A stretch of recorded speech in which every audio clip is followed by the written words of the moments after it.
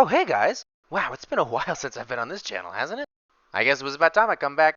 And to be fair, I did move across 2 time zones and get a new job in the process of that long break, so I was a little busy. But I found time to write and edit this new video, and hopefully it's in time because it's very topical and matters at the time it's released, so I hope you enjoy. The Game Awards are back, and with them, Game of the Year.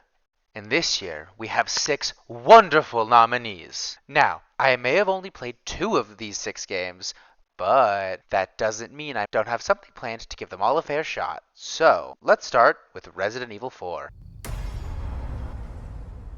The Resident Evil 4 remake is a remake of the hit 2005 game, Resident Evil 4. I know, shocking, isn't it?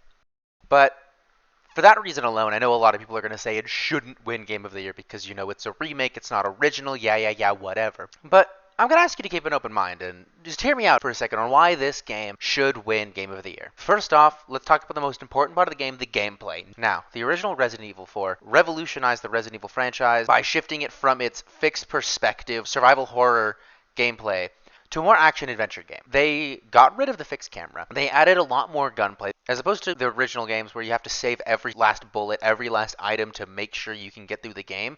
You get plenty of bullets to just shoot your way through every problem. In fact, you're supposed to shoot your way through a lot of the problems. Not to mention, and this is true in the remake as well, the opening village scene is incredible and incredibly difficult, especially on a first playthrough. I did pretty decent, I think, on stream, but that's because I played the original way too many times. Have I mentioned this is the game that I single-handedly have the most hours in by far, and the most playthroughs from beginning to end by far, especially, well, that is if you include the original and the remake as one grouping. But yeah, regardless, the gameplay is just incredibly fun. It's challenging at the harder difficulties, but if you do the easier difficulties, you won't have a problem getting through the game either if you just want to enjoy the story, which I also think is fun. Okay, first off, back to the gameplay. Sure, the gunplay is great, the amount of items you get is great, the different enemies is great. I do like the different enemies a lot, actually. The little mini-bosses and the actual bosses between, like, El Gigante and Lord Sadler and Ramon Salazar and his bodyguard, there's just so many great things. Not to mention the way they revamped the Salazar fight in this is incredible. It's so much better than the original. I'm going to try and not give spoilers though. So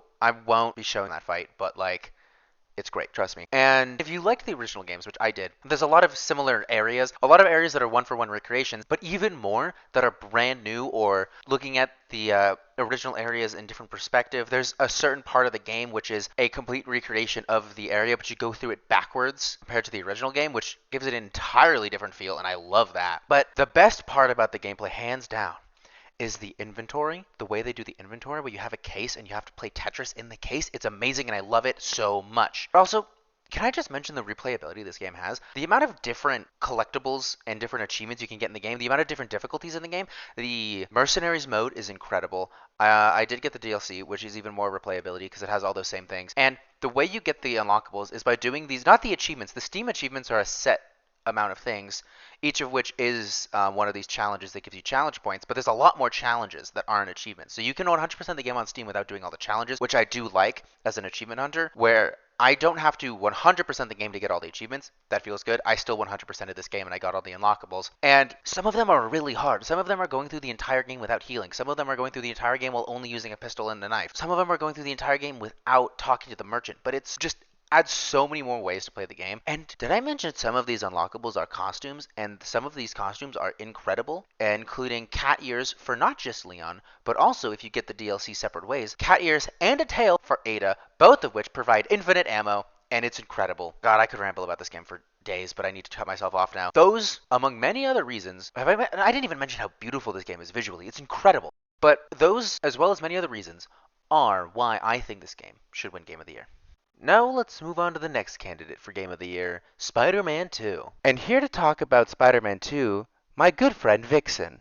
Welcome aboard, Captain. We're not on a boat. I haven't played Spider-Man 2. Wait, what? Vixen, And Vixen, I brought you here to talk about Spider-Man 2. You said you played Marvel Spider-Man, exclusive to Sony. the first one. The first one? Yeah. Shit. Wait, did you bring Aurora? Yeah. Did Have you played Spider-Man 2? No. Oh. Um. Okay, I guess we'll read Feel free to reviews for read this yours. one. Let's see here. With this, we tend to do the good reviews, but we do some bad ones too. So let's read this one. This first 5-star review from 3 weeks ago. Spider-Man 2 surpassed my expectations. Grammar's not going to be great on these. Every scene was of Hollywood quality. No spoilers. Good. Gameplay was 9.7 out of 10. They add many aspects such as full-fledged out skill tree for both individual Miles and Peter and one combination tree. Here you can level up special abilities and some combos. The aerial combos are well diverse. Okay. The aerial combos are well diverse to make the game feel fresh. Not to mention you have gadgets that you don't have to pause the time to switch, but it's seamless real-time gameplay. That just sounds like Arkham, That does sound like Arkham. just with air combos. I mean, I love Arkham games, so that's fair enough. Graphics, 9.6 out of 10. The graphics are an A tier quality. In fidelity mode, you can see the fine detail in the suits of the characters. The point that stands out the most is hair on the characters. Each scene of the world has great textures. It feels like they put a clean slate on New York. Official Macau. What? Facial? No, what's that? Macau? Is that supposed to be I don't facial know. mapping is well done during the I don't know, cutscenes? but that sure as hell doesn't look like a word. Facial Um, cow. okay. Read it as it says. Is well done during the cutscenes. You feel the gravity of the character's emotions. The lighting is done well and according to the daylight, and even in dark places. Bosses and enemy quality, 9.8 out of 10. Spider-Man 2 features a number of new enemies such as the Hunters, Sandmen, Symbiote, and classic robbers. There is a boss for each of these enemies, except for the robbers. Some bosses will take you by surprise. The amount of bosses in this game put a smile on my face because there was something new to challenge me, and multiple bosses have different phases where they get stronger. Story is a 9.9 out of 10 with no spoilers. The story was phenomenal because it answered all the questions from 2 previous titles. It all made sense, and the new villain was interesting. New villains are introduced to the game, but are part of the Spider-Man universe. Each villain gets their respected stories. A lot of events happen in this game, and most of it focuses on Peter, 75% of the story, and Miles gets 25 to 30% of the story. Although, this is fair because Miles Morales had his own game. Peter had his own game. Miles had a glorified DLC. Peter had his own game. Okay. All in all, Insomniac Games meshed the duo together to bring a fun, serious, action-packed game that covers all aspects of the universe. I can't believe there's this much content in 100 gigabytes. Final rating 9.7 out of 10. It seems like they like the game. However, what do you guys think of this review? I think it's very biased. It sounds very biased, yeah. Okay. Yeah.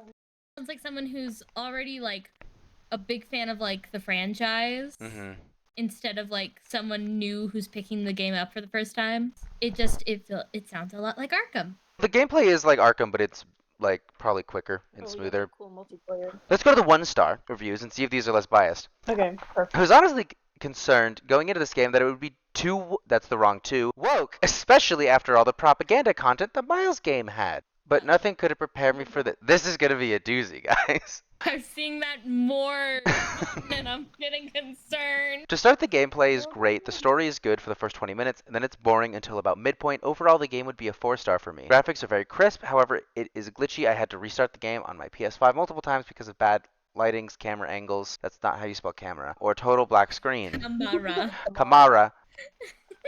Side quests and in-game extra content still feel like bloat to me. Somehow more of a job than actually fun to do. The best part for me in the game is when you get the black suit. Now on to the woke agenda. This is the part why something tells me I'm not going to feel bad about making fun of their grammar. It's literally everywhere, from flags to dialogue to just how missions play out. If you're like me and like to platinum some games, be prepared to have to do one side mission called Homecoming where you have to help 2 guys fall in love. I myself could not stand it and ended the mission halfway in and sacrificed my platinum just because it was honestly too ridiculous. I guess in a way, we knew what we were getting when we bought a game with Marvel's name on it. That should be an apostrophe there, and the M should be capitalized. It's basically Disney. They capitalized Disney, and we all know what that is. Disney owns... No, wait, there should be a comma here. Disney owns Marvel capitalized, comma. Insomniac made a game based on a Marvel character, therefore we end up with more Disney woke trash. There's a lot of punctuation errors in there. That was just one long sentence you shouldn't have read. I hope they don't make Wolverine, because he is one of my fav no, it's fave characters. And I feel somehow they will turn that into woke trash too. If you can't put aside your need to push your agendas on others, then just don't bother making a game and alienating us to our heroes. So in closing, if you like woke agenda and content in your game, you will love Spider-Man 2, and maybe some can overlook it, but I just couldn't, and they ruined the game for me with this new normal mentality. Question: isn't the idea of pushing the fact that gay people don't exist more of an agenda than acknowledging that the LGBTQ community exists? Pushing that they don't exist is more of an agenda than acknowledging reality, right? Is that just me? Oh yeah, definitely. Yeah. Okay. But anyways, as far as a one-star review goes, I'll read this as pretty positive. This game was probably on the less likely side to win for me. I think I might be moving it up after reading the bad reviews. Yeah. That's what I'm saying. Vixen, as the Spider-Man expert, what are your final thoughts as to why Spider-Man 2 should win Game of the Year? Because theoretically there's more Miles content. The final note, it's better than the Miles DLC, probably. So, therefore, it wins. Thumbs up. Exactly. Ba-ba-ba-da-ba-da-ba. That's 2 candidates down, 4 more to go. Up next is Super Mario Wonder, and here to talk about it is the lovely Cassie Fortune. Super Mario Bros. Wonder released on October 20th, 2023, ending an almost 2-decade era of new Super Mario Bros. Games. Super Mario Bros. Wonder takes place in the Flower Kingdom, run by Prince Florian. During a ceremony welcoming you to the kingdom, Bowser steals a Wonder Flower, and typical Mario hijinks ensue. Or do they? Mario Wonder shakes up the gameplay of the past decades of 2D Mario games by introducing a more open world, badges to change up your gameplay, and unique level designs thanks to the Wonder Flowers. The multiplayer has also been improved on since the last 17 years of games. And most of all, it's just fun. I mean, look at these little guys and tell me it's not fun.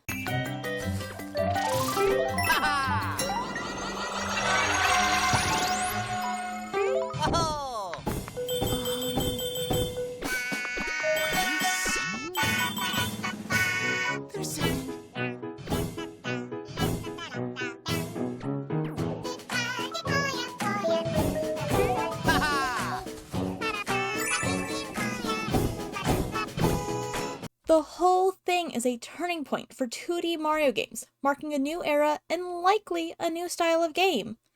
Something Tears of the Kingdom and Resident Evil 4 have both done for their respective series. And I mean also, are you gonna look this guy in the face and tell him he doesn't deserve Game of the Year?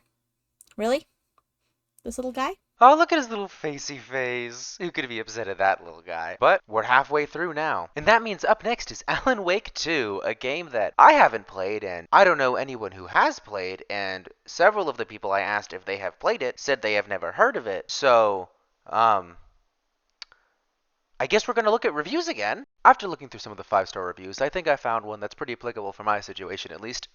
I went into this game with no prior knowledge of the series, and it's safe to say that my mind is blown in more way than one. I'll preface this by saying I've never really been a fan of the horror genre, as I don't really enjoy adrenaline or being scared, but I can't seem to put this one down. The story is so interesting. It leaves me wanting to power through and conquer my fear to learn more. It reminds me of Inception, Resident Evil, and The Twilight Zone. I love Resident Evil, and The Twilight Zone is also fun. And I also love horror, so if this game wins Game of the Year, I definitely need to play it on stream, and if it doesn't, I still think I want to play it on stream. Should I play the first one, though? I don't know.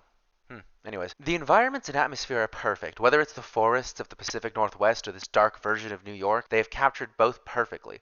The only way I can really describe it is that it's almost like you're playing a nightmare, especially when you play as Alan Wake. Oh, there's 2 characters you play as, I guess. I love the fact that you have to piece together the story bit by bit like you're a detective. It's so immersive. I highly recommend this game to anyone. From someone who typically shies away from horror games, this title managed to captivate my interest in a way I never expected. This is a truly unique and gripping narrative. Also, playing as Alan Wake is a genuinely nightmarish experience in the best possible way. It literally feels like you're playing a dream or a nightmare. The game's ability to make you feel like you're part of the story, like you're unraveling a mystery as a detective, is nothing short of remarkable. In conclusion, even if you're not typically a fan of horror games, I urge you to give this one a try. It's a captivating and immersive experience that will keep you hooked from start to finish. I don't think I've ever been sold on a game as hard as that review. Never before have I read a review and thought, I need to get this game right now and play it right now. If only I had the time both in my streaming schedule and in my real life schedule to get that done. But unfortunately, I don't. But this game is definitely going to be on the list whether or not it wins. But for balance, like we did with Spider-Man, let's get a 1-star review. Let's go with this one. Everything the first game did right was undone with Alan Wake 2. by trying to please the average game critic. Fast-paced story, mystery, horror, linear gameplay, and being straight to the point were ruined by exploration, story regurgitation in the Mind Palace, conversation options. You will experience the story effectively 3 times in a row. First, you will have the option to spoil the future gameplay by reading the manuscript pages, then play the segment, and immediately after, retell to yourself what happened. They didn't spell happened, right? Inside the character's Mind Palace. If you were waiting for some closure regarding all the open questions and the unresolved mysteries the first game left you with, you will walk away disappointed by lazy written semi-conclusions. The writers will never be able to put this storyline to an end, and they know it. So they will use it as a cash cow to make you buy Alan Wake 3, 4, and 5 with no satisfying end for the players. If you loved Alan Wake 1 for its mystery, be warned, not only will you be left wanting, but the wonderful mystery you were waiting for 13 years to be resolved will be ruined by the lazy writing of Alan Wake 2.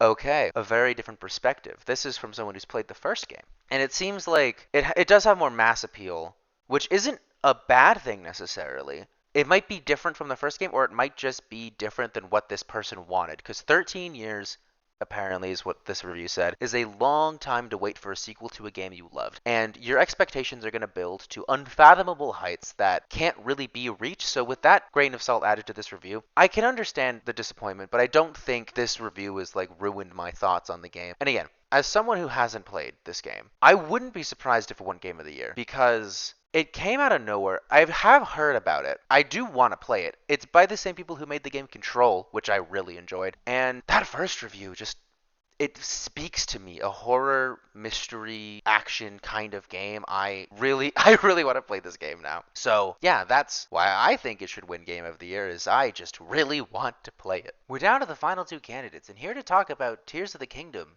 is my good friend, KGBunny. So, I'm doing this because Acer made me do it. I haven't even completed the damn game, okay? That's important to know. I have not completed the damn game. So, Tears of the Kingdom. I really think it should win Game of the Year. It is a very, very pretty game, which Asher could tell you. I adore games that are just pretty, and it's an open world pretty game too. I love how it's designed to where you turn the corner, you see the big thing, and then you go to the big thing, and along the way you get to do 100 other little things. But there's not a set path. It actually feels like a little ginger crumb bread hunt thingy. And I really like how similar it is to Breath of the Wild. I adored Breath of the Wild. It was my favorite game for 4 years straight. 3 years straight. Hades ruined that for me. And I really got to feel like I was playing Breath of the Wild for the first time again. I know this is controversial, but I liked the temples. I like the bosses. I struggled with them so much, but I loved it. And also just kind of the arm mechanics, that little set of abilities they gave you. People are like, hey, maybe it shouldn't win because it's a sequel. But I present to you Baldur's Gate 3! So, that argument is invalid. Yeah, it's a I'd also like to game. point out that I think every game up for Game of the Year this year is a sequel of some kind. I don't think Mario Wonder is a sequel. It's but every it's a pre-existing. other Mario game is Okay, the same. let me word it like this then.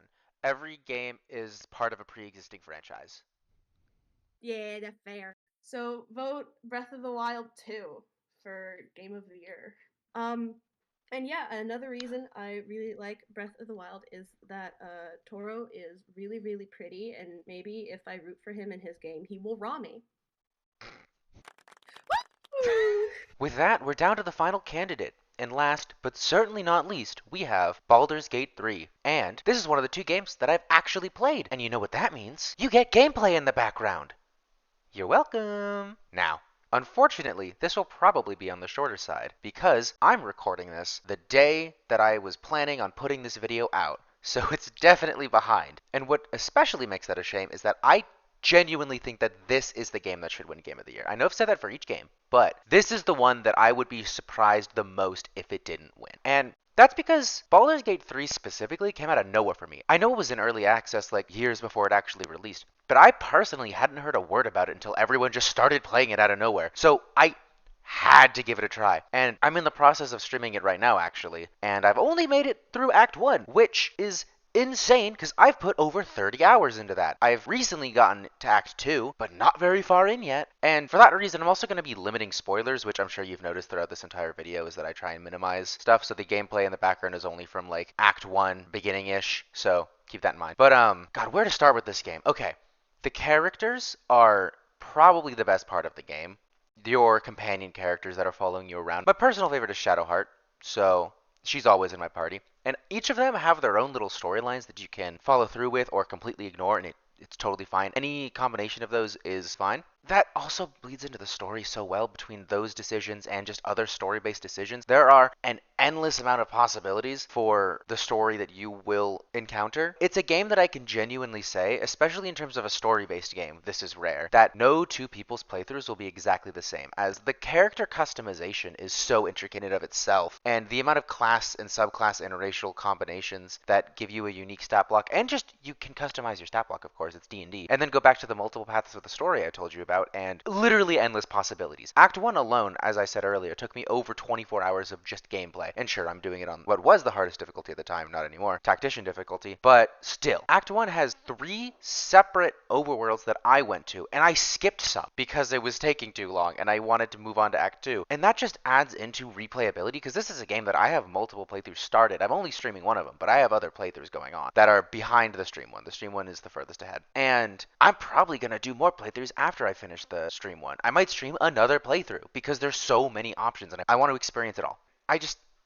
This is a game I can see myself putting in the hours for months and months and months and months and months. And it's, compared to every other game, just has so much more you can do in it. I'd frankly be shocked if it didn't win. I know I didn't go into many specifics right now. That's because 1, I'm rushing, and 2, I don't want to spoil literally anything. If you know anything about the game, you know that the internet is incredibly horny for Asterion, and that you can do something with a bear. I'll leave it at that. I'm not going to put any images, but I'll leave it at that. And that's all I really knew going into it, and I think that that is the best way to go into this game. So if you're watching this and you haven't played the game, I'd overwhelmingly suggest you play it if you can. It's not available on last-gen consoles, I don't think, so that is a bit of an issue. But still, I really think if you can, you should try this game out and play it. It might not be a game style you think you'd enjoy, but I think you'll find there's something for everyone in it. And that's why I think it should win Game of the Year. And with that, we've gone through every candidate for Game of the Year. Now, originally I had planned to go through all of the candidates, list them out in the order I thought they were most likely to win, and even give the probabilities that I think each of them had of winning. But I just finished a night shift, and I want to upload this video today, so I won't be doing that. Instead, I'll just be reiterating that I think Baldur's Gate 3 should win a Game of the Year. It just offered so much and came out of nowhere for me. Like I said, I'm not going to reiterate all the points. I just talked about them. So let's briefly summarize my thoughts on the other categories. There's only one other game in any of the categories that I've played, and that's Viewfinder, which is up for the indie category, and I liked it. I thought it was fun. I thought the concept of it was really cool and interesting. Very trippy in the way it messes with your perspective, and I always like it when games make me think about the world in new ways. So I'll be voting for it. The most anticipated game, I'd go with Hades 2, just because I really am excited for Hades 2. And those are all the categories I really have strong opinions on. Asterian's voice actor is up for an award, so that's cool. I'll probably be voting for him. And yeah, with that, make sure you vote. I know this isn't the most important vote in the world, but I mean, you have a say in it, so might as well go for it. And if you guys enjoyed this, I'll be back with a recap of the awards and summarize what happened and my thoughts on all of the winners. And yeah, see you then. Bye.